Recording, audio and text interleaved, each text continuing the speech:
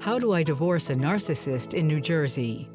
So I get this question a lot in terms of how to divorce a narcissist in New Jersey. The funny thing is that there's a lot more narcissism on TikTok than there actually is in the general population. Only about 0.5% to 2% of all humans will be actually clinically diagnosed as being a narcissist, meaning you have to have 5 out of 9 very specific traits to qualify as having narcissistic personality disorder.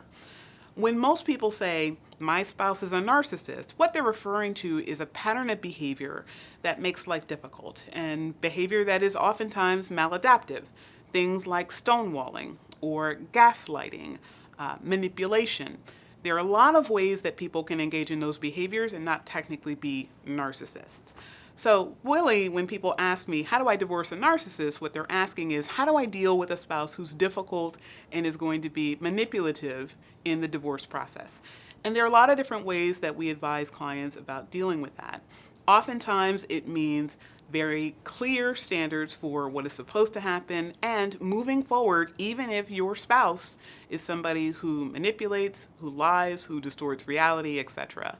We oftentimes will involve mental health professionals if you are divorcing a person that you refer to as a narcissist when you have children, because that can adversely affect your children, but it also can weigh in your favor, if it's time for you to seek custody and physical right of access to your children.